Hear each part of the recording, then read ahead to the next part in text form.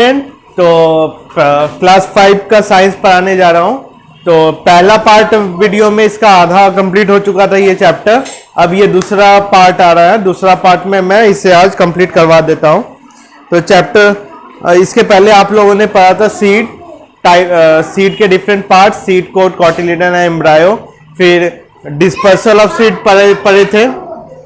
Dispersal of seed में हम लोग पढ़े थे dispersal of seed by wind, dispersal of seed by water, dispersal of seed bye explosion.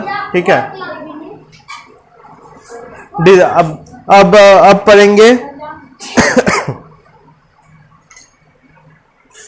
अभी तक तो हम लोगों ने पढ़ा सीड से कैसे एक प्लांट, न्यू प्लांट का ग्रोथ होता है। अब पढ़ेंगे सीड के अलावा और क्या क्या पार्ट से न्यू प्लांट का ग्रोथ हो सकता है। ठीक है। Plant that grow from other parts. तो हेडिंग दीजिए plant that grow from stem. Chapter का नेम है life of the green world.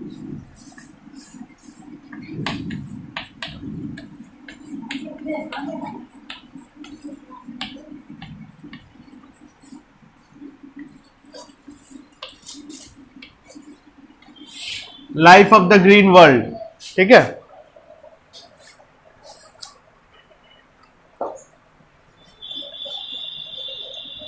Heading होगा plant that grow from stem.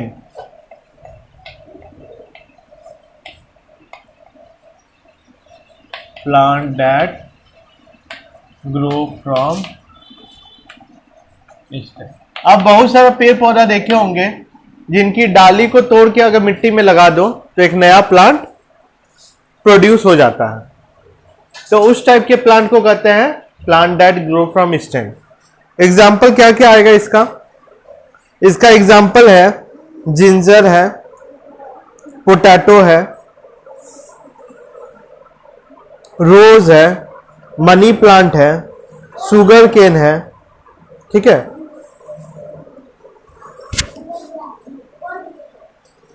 Example से भी याद रखना है और कुछ याद नहीं रखना है। एग्जाम्पल याद रखिए, शुगर केन, रोज, मनी प्लांट,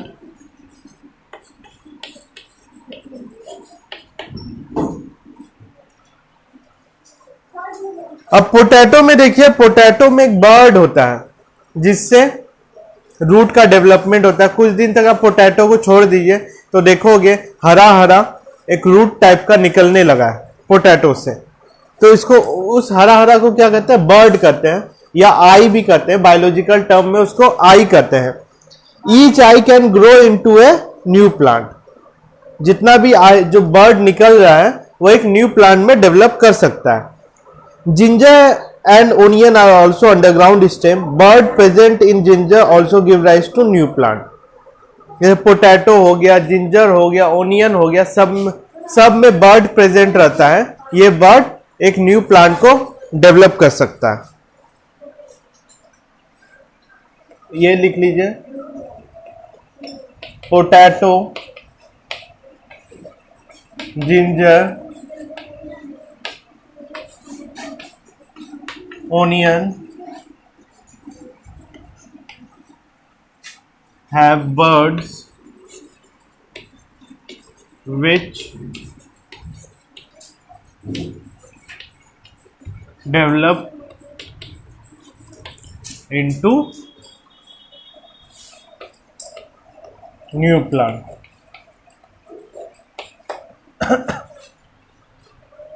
Okay. अब आते plant that grow from root. Some plant such as beetroot, carrot, sweet potato grow from their root. बहुत सारा प्लांट है जिसको आप पूरा खत्म कर दो, ठीक है, काट दो उसका ऊपर से, लेकिन अगर उसका जड़ रह गया फिर एक नया प्लांट ग्रो कर जाता है। जैसे सोजिना सब है लेकिन बुक में दिया हुआ है। गाजर का ले लो, गाजर ले लो, कैरोट ले लो, बीट रूट ले लो।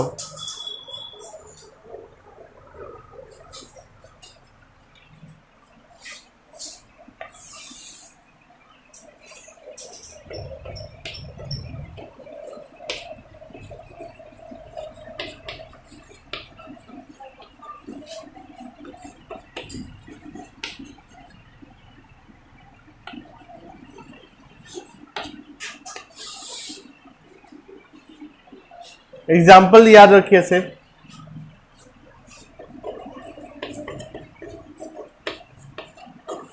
कैरोट, बीट रूट,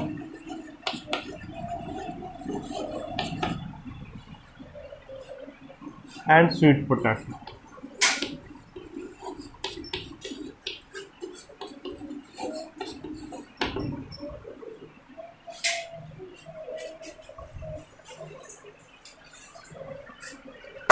और फिर आता है plant that grow from leaves.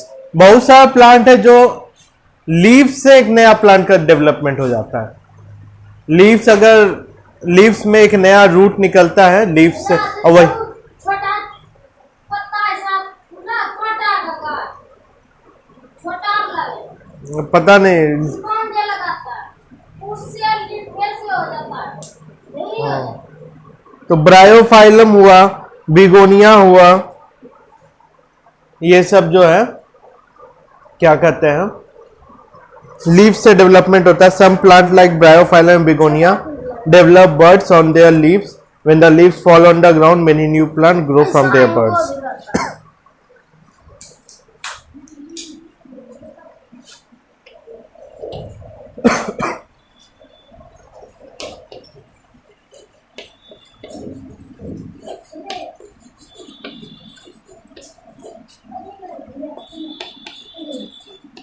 तो क्लास 5 के स्टूडेंट सबको बोल रहा हूँ, फेयर कॉपी में लिख करके मुझे जितना भी इंपॉर्टेंट पॉइंट लिखा रहा हूँ उसे सेंड करो।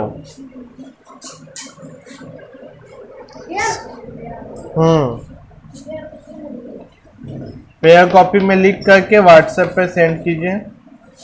एग्जाम्पल याद रखिए, ब्रायोफाइलम एंड बेगोनिया।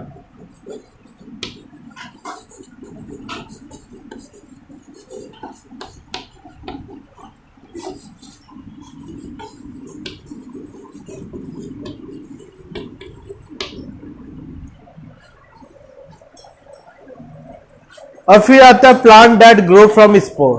देखो, जब अनफेवरेबल कंडीशन रहता है, अनफेवरेबल कंडीशन मतलब सुटेबल इन्वायरमेंट नहीं है डेवलपमेंट का, तब सीड क्या होता है, सीड के मतलब आउटसाइड में एक थिक कवरिंग आ जाता है और सीड स्पोर में बदल जाता है। स्पोर मीन्स उसे आउटसाइड टेम्परेचर से तब उस समय कोई मतलब नहीं रहता, एक स्पोर में बदल गया।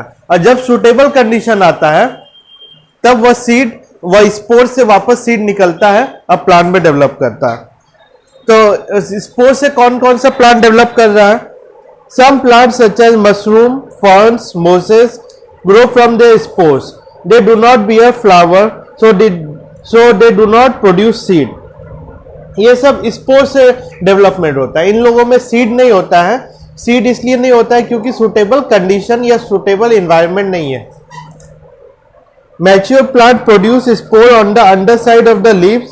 When these spores germinate, they grow into small plant. Mature plant जो है लीव्स के अंदर में स्पोर का प्रोडक्शन करते हैं और स्पोर का प्रोडक्शन करने के बाद इसे छोड़ देते हैं। और जब ये जमीन पे आते हैं और जर्मिनेशन होता है इसमें, स्पोर जनरली इसीलिए बनाया जाता है क्योंकि अगर सीड बनाएंगे तो सुटेबल कंडीशन नहीं है, सुटेबल इन्वायरमेंट नहीं है उसके प्रोडक्शन के लिए, मतलब उसके डेवलपमेंट के लिए, उसके जर्मिनेशन के लिए। स्पोर रहेगा, जब सुटेबल इन्वायरमेंट या कंडीशन आएगा तो वह डेवलप करेगी। Plant that grow from spore, इसका भी सिर्फ एग्जांपल याद रखिएगा, एग्जांपल ही पूछा जाएगा एग्जाम में। लीफ से कौन सा प्लांट डेवलप कर सकता है? रूट से, स्टेम से, स्पोर से।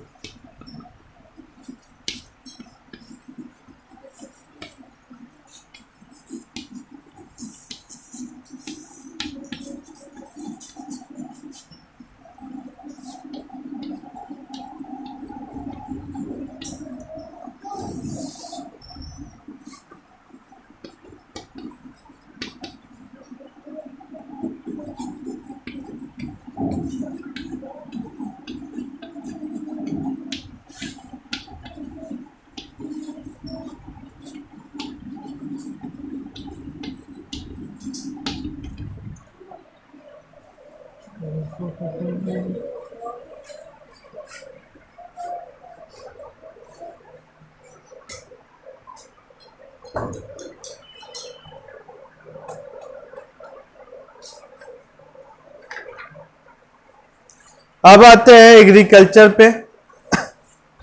मिस्टर राजगीर कुमार।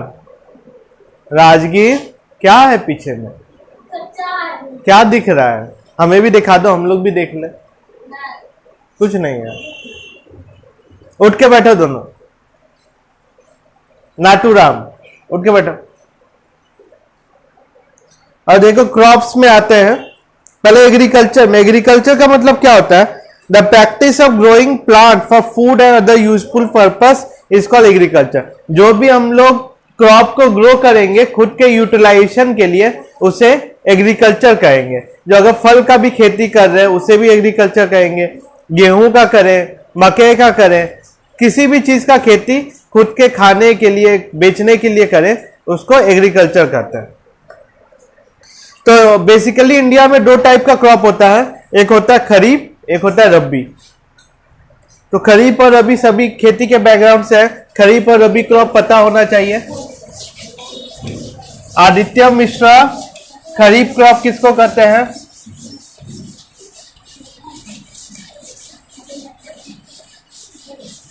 बोलो।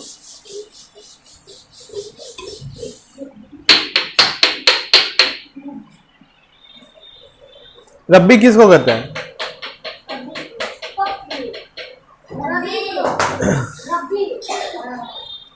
नेक्स्ट हेडिंग लिखिए, टाइप ऑफ क्रॉप।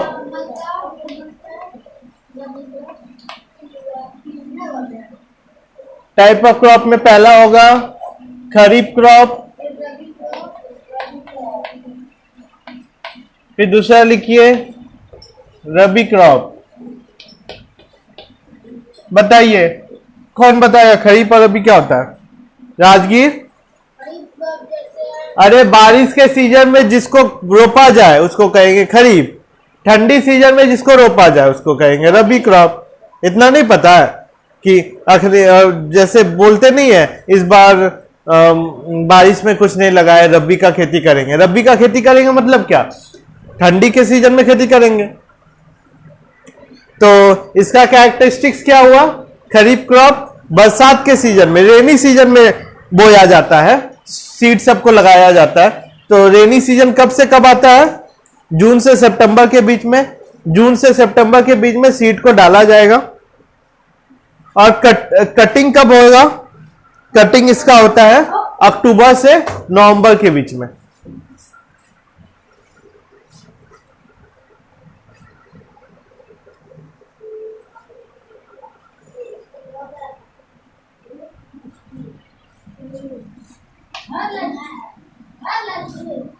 लो ये ला, ले जाओ, ले जाओ ये स्टिक।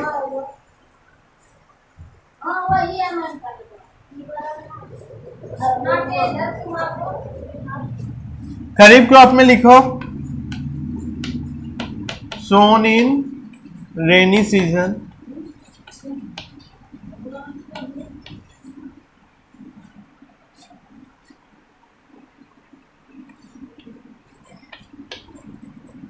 जून से सितंबर के बीच में।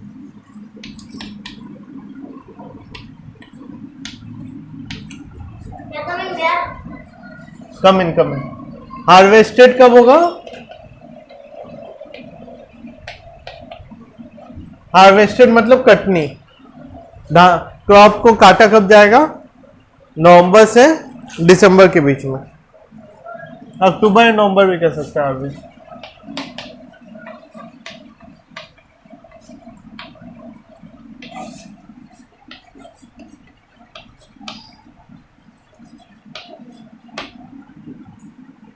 एग्जाम्पल क्या है इसका? एग्जाम्पल बताओ। गर्मी सीजन में कौन सा क्रॉप लगाया जाता है? मेज, ठीक है। गेहूं, गेहूं तो रबी क्रॉप हो गया। राइस, राइस राइस राइस होगा क्या? वीट, बीन, पता नहीं, वो भी हो सकता है। इसमें दिया, इसमें देखो राइस एक दे दिया, मेज दे दिया, मके, चावल दे दिया, बाजरा दे दिया, कॉटन दे दिया, ठीक है। तो एग्जाम्पल यहां पे लिख देते हैं। राइस हो गया, मेज हो गया, जावर हो गया, बाजरा होता है, राजस्थान की तरफ होता है, ये बिहार में नहीं होता। कॉटन हो गया। हाँ, अब देखिए आते हैं रबी क्रॉप की तरफ।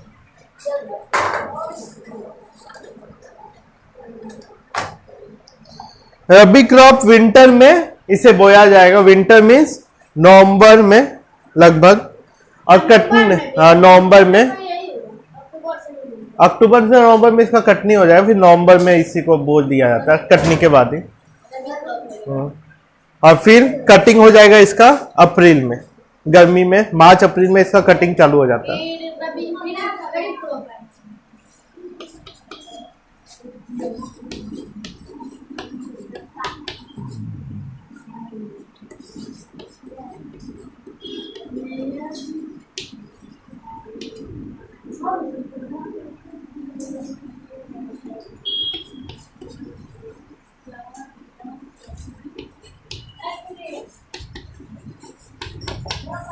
हार्वेस्टेड इन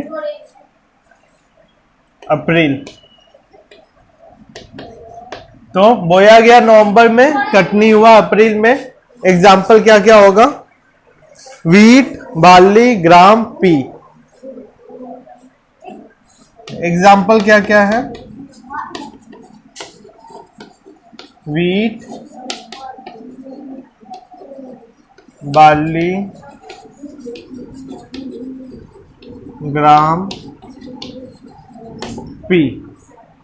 वीट, बार्ली, ग्राम, पी इसका एग्जाम्पल है।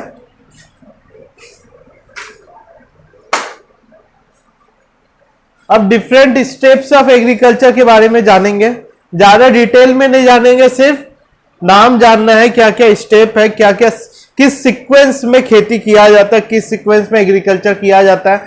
कोई भी एक सीक्वेंस बिगड़ जाता है तो नुकसान हो जाता है, ठीक है। इसे आप लोग नोट डाउन कर लो। नोट डाउन करने के बाद मैं रब करूंगा कि ऊपर से लिखना पड़ेगा, नीचे स्पेस कम पड़ जाएगा, और टोटल 7-8 पॉइंट आएगा। और तो ये चैप्टर कंप्लीट हो जाएगा। चैप्टर का क्वेश्चन आंसर जिसे भी चाहिए वो व्हाट्सएप कर दीजिए, क्वेश्चन आंसर कर दूंगा मैं। ऐसे ऑलरेडी मैंने क्लास में करा चुका है क्वेश्चन आंसर, इसलिए नहीं कर रहा हूँ ऑनलाइन क्लास में। इसका क्वेश्चन आंसर ऑलरेडी मैं क्लास में करवा चुका हूँ, ज़्यादातर बच्चे लिख चुके हैं। तो जो लोग सिर्फ वीडियो क्लास कर रहे हैं, जो लोग सिर्फ वीडियो क्लास कर रहे हैं, वह सब व्हाट्सएप कर दीजिएगा, मैं क्वेश्चन आंसर PDF कर दूंगा। तो आते हैं डिफरेंट स्टेप्स ऑफ एग्रीकल्चर में।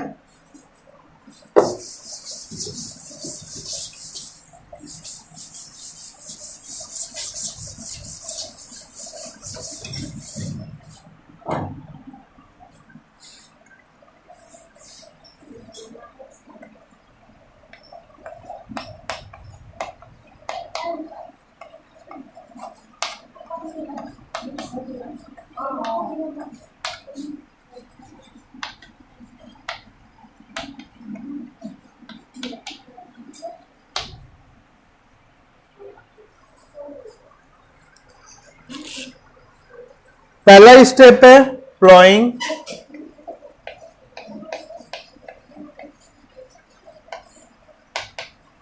प्लॉइंग में क्या होता है सौरभ? प्लॉइंग का मतलब क्या होता है बताओ बिग सौरभ। प्लॉइंग का मतलब होता है मिट्टी में हल चलाना, मिट्टी को नरम करना। मिट्टी को नरम क्यों किया जाता है? नरम किया जाएगा, पानी भी डाला जाएगा, पहले पानी तब नहीं नरम होगा। पहले मिट्टी को कोड़ा जाएगा और उस पर हल चलाया जाएगा। हल इसलिए चलाया जाता है कि मिट्टी बैठा नहीं रहे, मिट्टी छोटे छोटे टुकड़ों में टूट जाए। छोटे छोटे टुकड़ों में टूट जाएगा तो रूट इजिली अंदर तक जा पाएगा, पानी इजिली तक जा पाएगा, हवा इजिली जा पाएगा रूट में, ठीक है। और फिर छोटा छोटा ऑर्गेनिज्म भी ग्रो कर पाएगा। अगर ज्यादा हार्ड मिट्टी रहेगा तो नया प्लांट ग्रो नहीं कर पाएगा। इसलिए खेती करते समय सबसे पहले प्लॉइंग करते हैं। प्लॉइंग भी बहुत सारा तरीका निकल गया है आजकल। हल के द्वारा भी प्लॉइंग हो सकता है या ट्रैक्टर द्वारा प्लॉइंग हो सकता है। अब से कहाँ है? ठीक है, अब फिर आया सोइंग। सोइंग का मतलब क्या? सीड को डालना। देखो सोइंग बहुत इंपॉर्टेंट स्टेप है, क्योंकि अगर इंसान खुद से करता है तो वह कभी सीड को प्रॉपर स्पेस नहीं दे पाता है, कभी इधर डाल दिया, कभी इधर डाल दिया, कभी कुछ दूर डाल दिया। और अगर मशीन के द्वारा किया जाता है तो सीड सब एक प्रॉपर डिस्टेंस पे रहता है, प्रॉपर गहराई में डाला जाता है। आदमी सीड का भी एक पोजीशन है, ज्यादा गहरा भी डालेंगे तो उससे पेड़ नहीं होगा, ज्यादा ऊपर भी डालेंगे तो पानी उसे खराब कर देगा।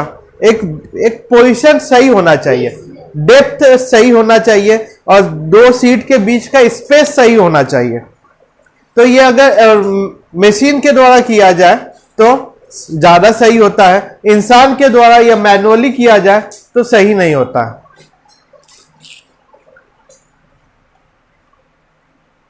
To provide. अब फिर आता है मैन्यूरिंग।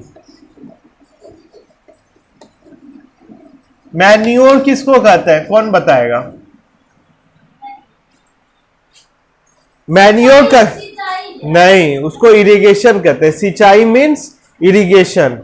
मैन्योरिंग मतलब गोबर का खाद, सड़ा गला पेड़ पौधा या अर्थवर्म को डाल दिया गया खेत में, इसको कहते हैं मैन्योर। मतलब organic waste of plant and animals are called manure. गोबर को भी फर्टिलाइजर के रूप में बहुत यूज करता है। खेती में गोबर को खाली डाल दो, सड़ा गला गोबर को, वो भी देखो it provide nutrition to the plant. इसके बाद आएगा आपका irrigation.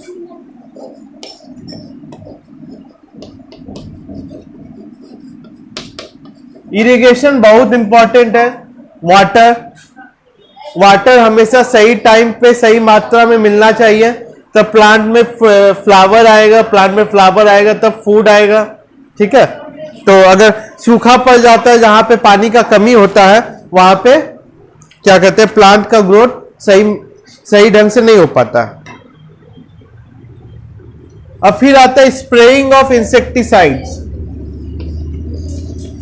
Saurabh and Rajgir, video pause मत करवाओ मेरा, अगर पॉज किए तब ठीक नहीं होगा।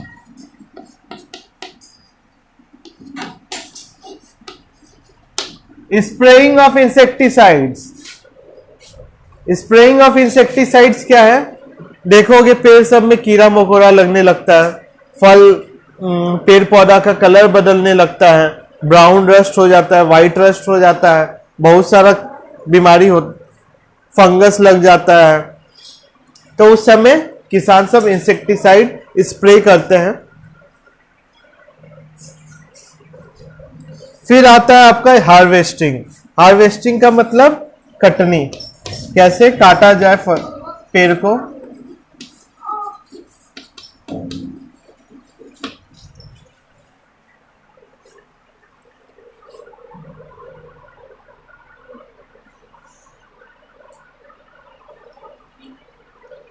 हार्वेस्टिंग में दो पार्ट आता है, एक होता है रीपिंग, एक विनोइंग। रीपिंग मतलब पेड़ को काट के लाना, और विनोइंग मतलब उस काटे हुए पेड़ से सीड को निकालना।